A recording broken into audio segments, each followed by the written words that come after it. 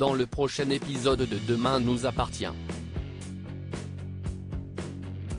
Tandis que Luc avale une boîte entière de médicaments, Victor fait une proposition à Flore. Dans le même temps, Georges n'accepte pas son état et le fait payer à Victoire. Attention, les paragraphes qui suivent contiennent des spoilers sur l'épisode de Demain nous appartient diffusé lundi soir sur TF1. Si vous ne voulez rien savoir, ne lisez pas ce qui suit. Lundi 9 novembre dans Demain nous appartient. Luc avale une boîte entière de médicaments transportés de toute urgence à l'hôpital. Charlie souffre d'une hémorragie intracrânienne à la suite d'une rupture d'anévrisme.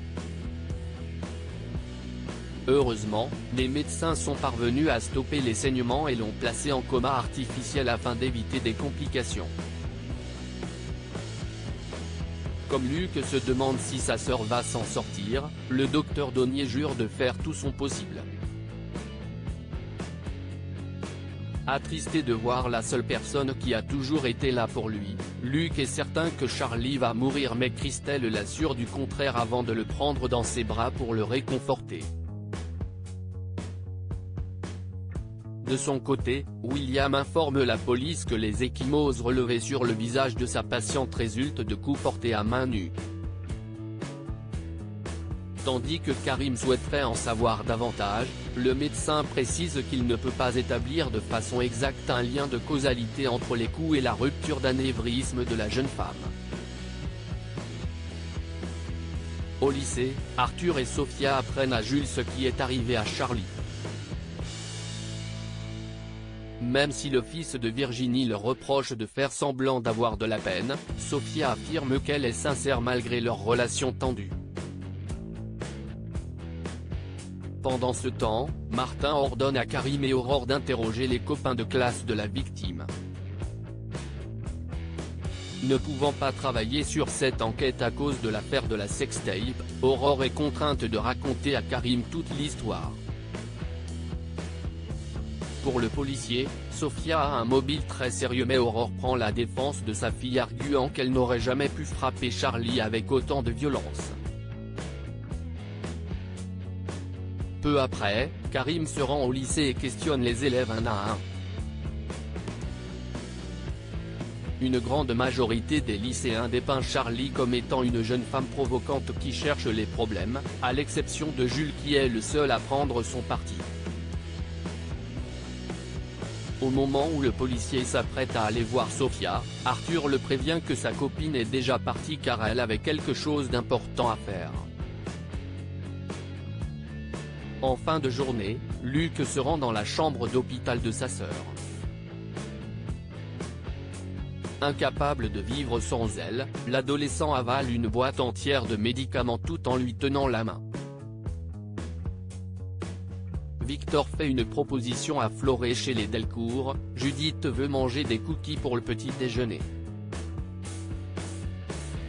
Chloé lui rappelle qu'il est important qu'elle suive son régime pour son diabète, mais la jeune femme en a assez d'avoir sa mère sur son dos en permanence et part furibonde pour le lycée. En parallèle, Alex et Flore passent une matinée pleine de tendresse.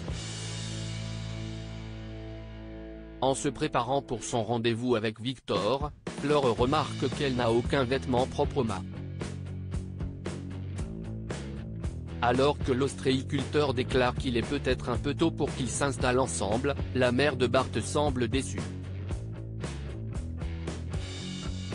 Bien qu'il soit heureux avec elle, Alex veut aller à son rythme et lui promet d'en reparler prochainement.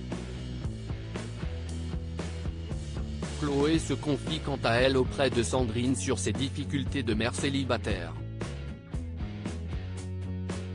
Afin de lui changer les idées, la proviseure du lycée l'invite à prendre l'apéro chez elle dans la soirée. Ayant très envie de prendre du temps pour elle, Chloé s'engage à voir ce qu'elle peut faire. Au Spoon, Flore retrouve Victor qui lui propose de prendre la direction de l'hôpital Saint-Clair. Tandis que l'ancienne maire de Sète aimerait y réfléchir posément, Victor lui fait comprendre que ce serait une erreur de refuser ce poste et lui laisse jusqu'au lendemain pour avoir une réponse.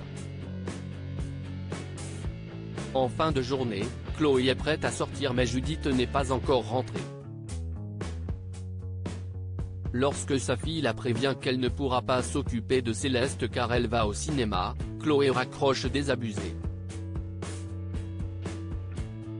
Georges n'accepte pas son état et le fait payer à Victoire au petit déjeuner. Georges blâme sa compagne pour ne pas être allé lui chercher de l'eau bien qu'il le lui ait demandé à plusieurs reprises. Après lui avoir promis de placer une petite bouteille d'eau à proximité de son lit la prochaine fois, Victoire signale qu'ils sont conviés à prendre l'apéro chez sa sœur puis part travailler.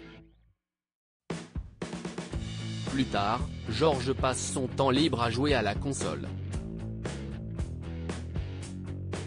Quand Rémi s'amuse à lui dire qu'il a trouvé la bonne combine pour geeker, le policier se dit prêt à échanger sa place avec lui quand il le veut.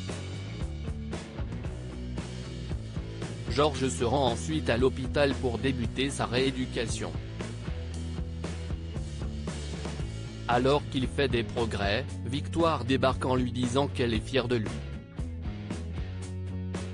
Malheureusement, Georges trébuche et insiste pour qu'elle le laisse tranquille car il n'arrive pas à se concentrer en sa présence. En rentrant, Victoire s'attelle à préparer des mets pour l'apéro. Comme son compagnon la sollicite pour qu'elle lui trouve la télécommande de la télévision puis son téléphone portable, la jeune femme fait brûler son plat. Georges lance alors qu'elle aurait dû faire un guacamole mais Victoire ne dit rien même si elle semble très énervée par ses remarques. Au cours de l'apéro chez Sandrine, Georges se montre particulièrement désagréable avec Victoire. Pour Arthur, il finira par s'habituer à sa nouvelle condition mais Georges rétorque qu'il n'est pas vraiment handicapé ce qui jette un froid dans la pièce. Furieuse, Victoire déclare qu'il ne peut pas dire des trucs pareils et Georges décide de rentrer.